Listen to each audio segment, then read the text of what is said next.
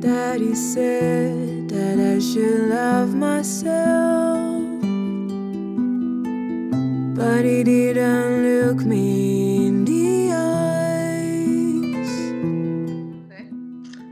Loubiana, comment tu vas? Ça va bien et toi? Ça va très bien. Alors, tu as sorti ton nouvel EP là, le 24 avril. Est-ce que tu peux, déjà pour commencer, nous dire un mot sur cet EP? Il parle de Euh, quoi? c'est un EP qui invite à voyager en fait. C'est un EP qui est d'abord né d'un voyage intérieur que j'ai fait, où j'ai décidé d'apprendre à me connaître et à savoir pourquoi j'avais cette envie d'être sur scène et ce que j'avais à partager. Et puis qui est né d'un voyage extérieur parce que j'ai voyagé. C'est un EP que j'ai composé, que j'ai enregistré en partie aux États-Unis, au Cameroun, en Belgique, à Paris. Donc c'est vraiment le résultat de tous ces mélanges en fait qui ont donné lieu à cet EP. Donc cet EP, je l'ai enregistré, mais surtout il est né d'une collaboration avec plusieurs producteurs, plusieurs collaborateurs. J'ai collaboré avec, principalement avec Itai Shapira, qui lui travaille avec Kadja Bonnet au Rai. Et puis c'est vrai que dans mes voyages et dans mes périodes de collaboration, j'ai aussi eu la chance de collaborer avec Jeff Kitty au Masked, qui collabore avec Kanye West ou Jay-Z ou Her aussi. Eric et Abadou? Oui, aussi. Oui, voilà. Donc c'était super intéressant de collaborer avec des producteurs aussi variés. Loubiana, il y a quelque chose chez toi de mystique. Alors, j'ai cherché un peu et j'ai vu que tu avais fait un retour au Cameroun. Tu es allé vers les sources, la terre natale, la terre-mère. Qu'est-ce que ça t'a apporté et qu'est-ce que ça t'apporte dans ta musique? Ça m'a apporté que je me sens enfin entière en fait. Pendant longtemps, j'ai grandi en Belgique et j'allais au Cameroun uniquement pendant les grandes vacances et je restais uniquement avec mes cousins, avec mes grands-parents. Mais je voyais pas vraiment mon pays. Et puis aussi, du fait de ma couleur de peau aussi, on m'appelait souvent la blanche au Cameroun. Bon, je sais que voilà, ça fait partie, ça fait aussi partie de mon histoire. Mais c'est vrai que pendant longtemps, j'avais un peu l'impression d'appartenir à aucune culture parce qu'en Belgique, je trouvais personne qui me ressemblait. Je me sentais fort différente et on me faisait souvent référence à mes origines africaines. Et puis en Afrique, on me ramenait souvent à ce côté européen. Et c'est vrai qu'en retournant au Cameroun, c'est comme si en un coup j'ai compris en fait que j'étais issue de la mixité, mais que je devais pas forcément essayer d'appartenir à une culture ou à une autre parce qu'elle faisait déjà partie de moi. Et c'est vrai que je trouve ça magnifique, la culture africaine, parce qu'il y a des mythes, il y a des légendes, il y a une culture pour les personnes plus âgées, un respect pour les ancêtres. Et quand je suis retournée là-bas, j'ai eu la chance de voyager à travers le pays, d'avoir mes grands-parents qui m'ont amenée dans ma tribu aussi à Bangui, dans la tribu Bamileke. Donc je suis très reconnaissante pour cette richesse en fait qu'il y a en Afrique et ce respect de la tradition aussi. Mais avant d'aller au Cameroun, tu dis que tu t'es perdu avant de te retrouver. Euh, Pourquoi? En fait, oui, je savais que je voulais faire de la musique très tôt. Et puis, j'ai fait des études supérieures à 17 ans de musique. Et en commençant mes études, l'école de musique où j'étais, le conservatoire, me faisait comprendre que j'avais pas ma place et que voilà, ils m'ont conseillé d'arrêter la musique, de faire d'autres études. Et il y a mon professeur de piano qui m'a dit quelque chose qui m'a marqué. Il m'a dit, mais tu sais, toi, Loubiana, on tape dans un arbre et il y en a 8 comme toi qui tombent. Et à ce moment-là, je me suis dit que ça voulait dire que je savais pas qui j'étais en fait. Si ce qu'il me disait, ça résonnait en moi, ça voulait dire qu'il y avait quelque chose de vrai. Et je me suis dit que c'était pas vrai, on était tous uniques en fait. Il n'y avait pas 8 personnes comme moi, mais il fallait que j'apprenne à me connaître et à connaître vraiment mes racines et d'où je viens. Et c'est à partir de là que tu as décidé de partir à Los Angeles. C'est à partir de là que j'ai commencé à faire un voyage intérieur où je me suis dit que j'allais me remettre en question, que j'allais vraiment découvrir mes peurs et mes insécurités, mes doutes. Et c'est à ce moment-là que j'ai commencé à rêver de la Cora. Et la Cora m'a guidée vers l'étranger. Je suis d'abord partie en Angleterre, puis je suis partie aux États-Unis, à Los Angeles. Et quand je suis partie à LA, c'était vraiment parce que je me suis dit que si j'étais vraiment à ma place, si je m'étais vraiment trouvée, peu importe où j'allais, peu importe la distance ou même si j'étais seule, j'allais jamais être vraiment perdue. Et pour moi, les États-Unis, c'était vraiment ça parce que je connaissais personne, j'avais pas de contact. Et je me suis dit que là-bas, j'allais vraiment me challenger voilà, au plus haut point, en fait. Mais avant, donc tu vas à Londres et tu dis qu'à Londres, il n'y avait pas d'attente, donc tu te sentais mieux. Oui, il n'y avait pas d'attente parce que j'avais pas de public là-bas en fait. Les gens ne me connaissaient pas. Et c'est vrai qu'en Belgique, j'avais ce poids non seulement de mes professeurs, et puis aussi évidemment, bah, la Belgique, c'est un petit pays, donc on finit vite par se connaître, etc. Et quand j'ai découvert la Cora, je ne me sentais pas d'aller directement sur les scènes belges avec. J'avais peur que le fait d'avoir des mauvais retours me bloque. Et je me suis dit qu'à Londres, j'allais jouer là-bas dans des petits bars, des open mic. Et j'allais enlever plein de pression en fait. J'allais juste essayer de donner, de partager et puis voir ce qui va se passer. Et l'apprentissage de la kora, à partir du moment où tu as senti que c'était l'instrument qu'il te fallait, quelle est la démarche que tu as faite pour apprendre? Moi, j'ai entendu parler de Toumani Diabaté. Est-ce que c'est vrai? Est-ce que c'est juste? C'est lui qui t'a appris? Ou est-ce que tu as appris finalement à jouer cet instrument? Alors, quand j'ai découvert la kora, donc d'abord j'ai eu cette vision et puis j'ai découvert l'instrument un mois plus tard en Espagne. Et pour moi, j'ai trouvé mon âme sœur en fait. La kora, c'est vraiment, c'est pas un instrument, c'est un instrument enfin, c'est tellement riche, c'est tellement puissant que j'ai très vite voulu apprendre et j'ai vraiment été obsédée par ça en fait. J'ai d'abord commencé avec un premier professeur griot qui s'appelle Mamadou Dramé, qui lui donnait cours, mais à 2 heures de chez moi en train. Et puis après, j'ai eu un autre professeur à Bruxelles qui, lui, avait appris auprès de Toumani Diabaté. Et ensemble, on a été voir Toumani Diabaté qui faisait un concert avec son fils Sidiki en Belgique. Et je lui ai dit que voilà, j'avais découvert la kora, que je savais que c'était un instrument qui était réservé aux hommes, aux griots traditionnellement, et que je voulais pas manquer de respect à la culture. Et je lui ai expliqué que j'avais rêvé de l'instrument et que depuis, j'étais fascinée par cet instrument.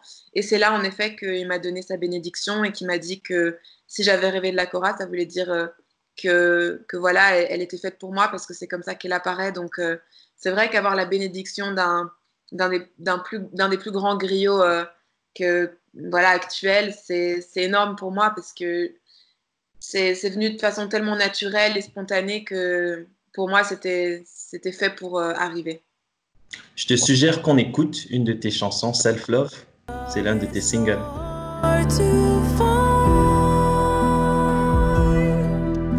You give yourself away and you wonder why. Self-love is so hard to find when you only see yourself from their eyes. Qu'est-ce qui change entre la kora et l'harpe, par exemple, et tous ces instruments, on va dire, occidentaux? Bah, ce qui change déjà, la première chose, c'est l'approche de la musique. Il n'y a pas de partition. Je veux dire, c'est l'Occident qui a décodé la musique, qui a écrit des notes, qui a codé, qui a mis voilà, qui a tout codifié.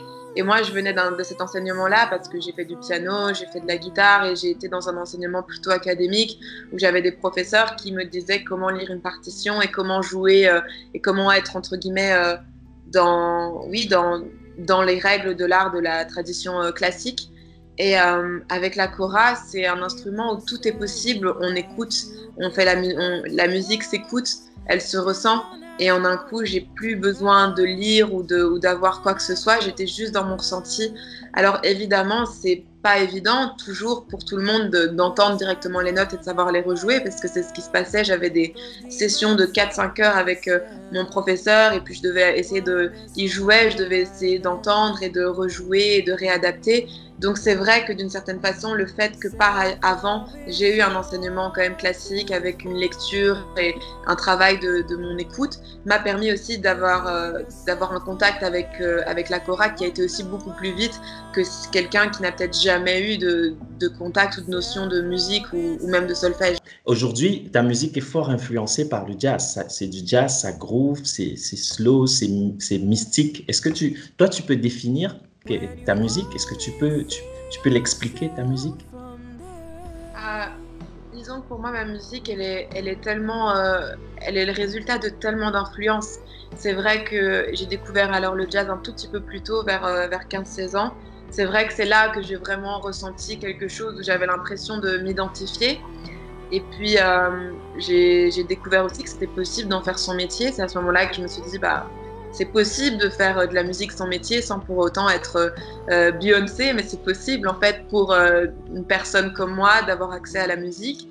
Et puis c'est vrai que j'ai été bercée par le jazz énormément, mais aussi petite la musique classique, le hip-hop, le soul, la pop, le R&B, puis la musique du monde aussi. Donc pour moi, c'est ça qui me parle en fait, c'est la mixité, c'est l'ouverture et c'est ce que j'ai envie de véhiculer à travers ma musique, c'est une ouverture à la culture, une invitation à aller vers l'autre, au mélange. C'est ça en fait qui va nous enrichir, je pense, c'est de rester curieux et de rester ouvert à l'autre. Pourquoi ce retour en Belgique quand on a passé du temps à LA, que ça se passait plutôt bien? Mm. Pourquoi revenir en Belgique? J'ai eu besoin de me recentrer sur moi, en fait. À un moment donné, Los Angeles, c'est une ville où on dit souvent toujours le hustling, c'est un terme qu'ils utilisent beaucoup pour dire que il faut tout le temps être là, il faut prendre toutes les opportunités, il faut tout le temps être présent. Et en fait, il y avait quelque chose de presque pas sain pour moi. J'étais épuisée, ça faisait 6 mois que je jouais tous les soirs, que j'étais seule, que j'étais mal aussi, parce que il faut pas oublier que quand on est là-bas tout seul, il y a des moments super quand on est entouré et quand on travaille, mais quand on rentre le soir, et enfin, c'était très dur en fait, psychologiquement. Et je sentais que je devenais très fragile. À un moment donné, j'avais appris ce que je devais apprendre de ce voyage. Je m'étais challengée, j'avais été au bout de mes ressources. Et là, il fallait que je retrouve ma famille. J'ai toute ma famille. Mes parents qui étaient là, mes frères et sœurs qui sont en Belgique aussi. J'avais besoin de retourner là. Et puis très vite, j'ai eu envie d'aller au Cameroun aussi pour vraiment me reconnecter à mes racines, en fait, à mes deux racines. When you're feeling low, when you're feeling down, down, down, when you're feeling mad, when you're feeling sad, sad, sad, when you're feeling slow, and you're going low, low, low, when you hear the sound, don't you feel the flow?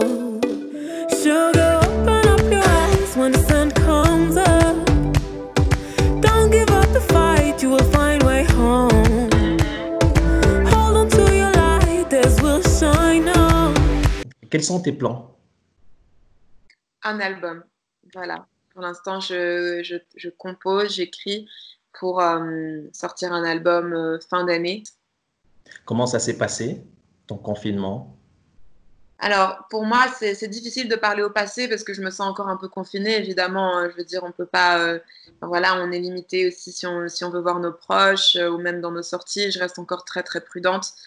Mais moi, ça m'a fait, malgré la situation, ça m'a ramené à l'essentiel en fait. C'est vrai que prendre du temps pour soi, j'avais déjà écrit dans Self Love, qui fait partie de l'EP, dans cette reprise des Beatles qui s'appelle Let It Be, le lâcher prise, prendre du temps pour soi. Et là maintenant avec ce confinement, j'ai pris le temps de prendre du temps, de me concentrer sur l'essentiel et ça c'est vrai que j'en suis très reconnaissante. Ton enfance, elle s'est passée comment? Qu'est-ce que tu as puisé dans ton enfance qui a eu suffisamment d'influence sur ta musique aujourd'hui, ta vie d'artiste? Évidemment mes deux cultures, parce que c'est vrai que voilà, c'était évidemment à ce moment-là encore moins courant d'avoir autour de moi des personnes auxquelles je pouvais m'identifier. Je sais qu'aujourd'hui, on est dans des médias qui quand même représentent un petit peu plus de diversité. Et puis aussi, ce que ça m'a apporté énormément, c'est ce besoin d'être créative en fait. J'avais besoin de trouver ma place. J'ai grandi avec des parents qui étaient séparés et puis j'étais enfant unique pendant très longtemps. Et c'est vrai qu'au début, j'ai trouvé la musique comme échappatoire, une façon de m'exprimer, une façon d'être vue aussi. Donc c'était pour ça au début, c'est pour ça que j'ai entamé ce voyage intérieur aussi, c'est parce qu'au tout début, je faisais de la musique parce que j'avais besoin de me sentir vue, de me sentir aimée. Et c'est vrai que je me souviens que très tôt, les premières scènes, ben voilà, j'avais mes deux parents ensemble dans la même pièce qui me regardaient, qui m'applaudissaient. Il y avait ce côté-là en moi. Et puis après, la créativité s'est développée. Et puis je me suis rendu compte que c'était plus quelque chose que j'avais besoin pour moi, mais j'avais besoin de le partager, j'avais besoin de communiquer en fait. Quels sont les artistes qui t'ont influencé? Qu'est-ce que tu écoutes aujourd'hui? Aujourd'hui, j'écoute beaucoup de choses. J'écoute énormément de choses. Je reste curieuse. Alors pour l'instant, j'écoute énormément Balaké Sissoko. J'adore son album avec Vincent Segal. J'écoute Burna Boy. J'écoute Queen. J'écoute Shadé. Donc vraiment, j'écoute énormément de diversité et puis je suis toujours curieuse des nouveautés. Après, c'est vrai que enfant, on va dire ce qui m'a vraiment marqué, oui, c'est le jazz parce que j'écoutais que ça. Adolescente, il y avait que ça qui m'intéressait, donc c'est vrai que beaucoup de jazz et puis évidemment la pop comme tous mes copains et copines qui étaient à la radio. Une forte influence de Shadé quand même, ça sent. C'est marrant parce que c'est inconscient et c'est vrai que Shadé c'est venu plutôt sur le tard. C'était pas forcément une chanteuse que j'écoutais beaucoup, mais elle m'a toujours fascinée. Je la trouve, je trouve toujours que en fait, elle a réussi à garder de la classe, de l'élégance. Elle a réussi à garder quelque chose de très authentique, tout en ayant des tubes planétaires. Donc pour moi, c'est une très très grande inspiration. Moi, je suis très contente si on me dit que ma musique fait penser à Shadé. Voilà, c'est un énorme compliment, évidemment, mais j'aime le côté pudique aussi. Je trouve que les réseaux sociaux sont super et sont importants en tant qu'artiste, mais garder une sphère privée et vraiment avoir une histoire à raconter, c'est aussi important. Loubiana, est-ce que tu peux donner tout ton nom, identité? Ok, je vais tout te donner. Donc, c'est Loubiana, Kepao, Kouamou, Chucho, Nono, Michel. Waouh! Donc, c'est un nom d'origine bamileke, bangwa, c'est Ouais. ça? Oui, j'ai plusieurs noms. La plupart de mes noms, d'ailleurs, sont en effet bangwa. Donc, moi, je viens de plusieurs lignées. Enfin, voilà, c'est super enrichissant. Il y a tout un mélange. Et puis aussi, je porte le nom Nono du plus grand chef bangwa, qui a eu beaucoup d'importance dans notre famille. Je descends d'une lignée de sages et ces sages prédisaient l'avenir pour le guerrier et pour évidemment le chef bangwa.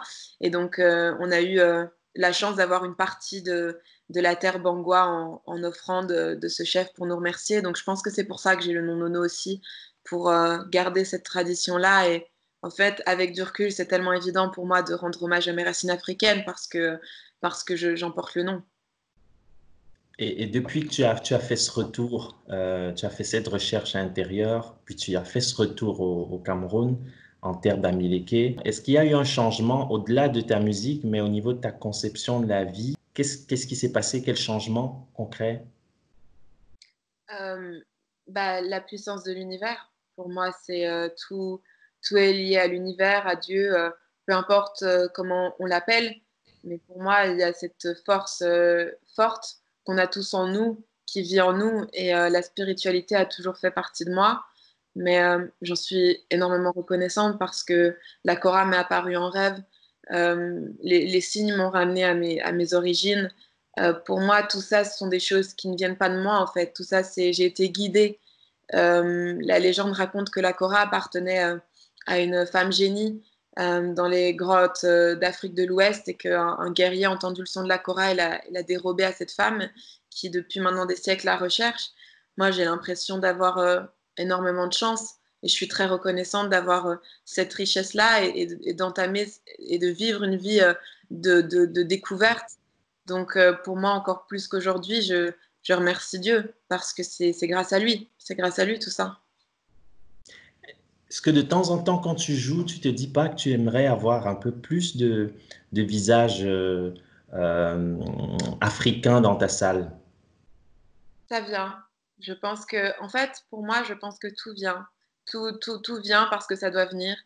Donc, aujourd'hui, j'ai un grand soutien de la diaspora africaine. Je reçois beaucoup de messages en disant que il n'y a qu'un Afrique, il n'y a qu'une Afrique. Ça me touche énormément parce que j'espère qu'un jour on dira il n'y a juste qu'un monde, qu'une culture. J'espère qu'on arrivera à se voir comme une unité. Je me pose pas trop la question de quel genre de visage j'aimerais avoir dans ma salle parce que je sais que ce qui doit venir viendra et les personnes qui doivent découvrir mon travail le découvriront.